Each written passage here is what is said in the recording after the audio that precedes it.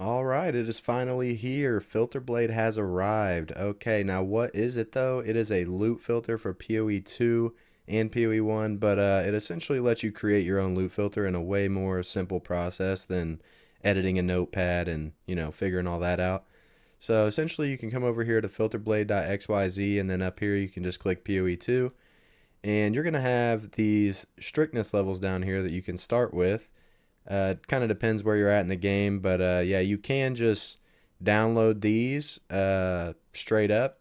So you can like go to semi-strict and then you can just export it to PoE, which we'll go over here in a second. But if you want to customize it a little bit, you can go into the customize screen and there's all these different sections that you can go through. I wouldn't really mess with campaign stuff unless you're leveling a lot of characters or, you don't really need to filter too much loot in the campaign. So I wouldn't even mess with that whole section because some of these can get pretty deep and take a lot of time to edit. But like general currency and stuff, you can go in here and you can see like your S tier. You got your divine orbs, your mirrors and stuff. You can mess around in here. You can change the little colors of everything if you want. You can change the color of the text. You can change the background color. You can do really whatever you want in here. You can also change the sound that plays with it. You can go through here and there's a bunch of different sounds that you can pick from. So essentially you're going to want to look for stuff that you don't want to see on the ground and essentially hide that stuff. You just kind of find it in here. You can search. So right here, like I don't want to see augments and transmutes and stuff. So you can just click this hide button and it's going to hide on the filter. And you can kind of just go through and customize however you want all the different stuff. They got all the different uniques in here. This is a one that I recommend people hide. You could hide these hideable uniques. They're pretty much worthless. Unless you're playing solo self-found, then I probably wouldn't hide these. But if you're in Trade League, you can go ahead and hide those.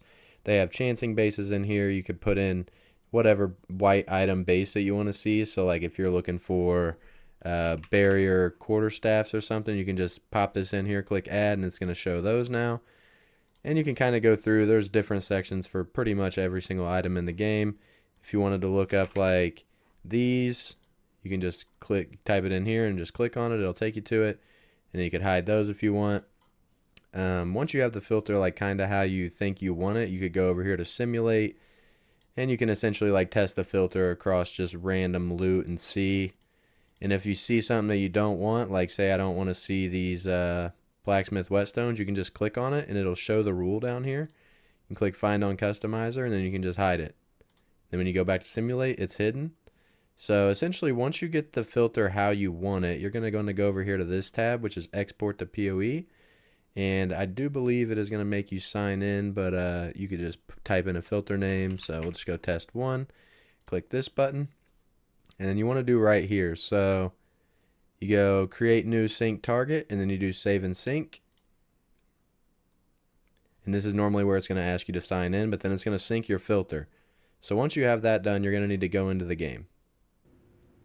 Alright, now that we're back in game, we can go ahead and push escape, go to options, and then in the game tab over here, you can see item filter. If you push this little refresh button, you should be able to click this drop down list and see the filter that you synced. So we're going to click test one here, and then you just click save, and we can go ahead and test it here. So the whetstone should not show up when we drop it, and it does not.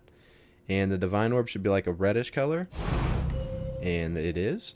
So you know that the loot filter is working. I do recommend after you change a lot in the loot filter that you kind of test it in an area that lets you drop items, whether it's a map or the trial area, just somewhere you can kind of test it to make sure it's working correctly before you just go run a bunch of maps and don't realize that you hid something. Although on the website, the filter will warn you if you're hiding expensive stuff or potentially hiding expensive stuff.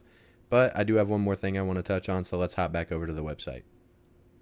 Okay, so once you have your filter created, you can revisit the website at any time and you can just click the load button on your filter, which is going to allow you to continue editing it if you want. So essentially if you forget something or if you just want to recolor something, you can come back here and just re-export it after you change stuff. You can load it up, change stuff, and then export. Filterblade is an amazing tool that most players have used for a long time now in PoE 1. And it's really versatile. You can change pretty much whatever you want and make the game feel how you want it to feel. So I highly recommend using this if you're not. One last thing before we end the episode here, I just wanted to give a massive shout out to neversink, as he has been the one that makes Filterblade. I don't know if he has a team or not, but I know he puts a lot of work into this and really just does it for the community. And yeah, I just wanted to give him a huge shout out. Thank you so much, and I will catch you guys in the next one.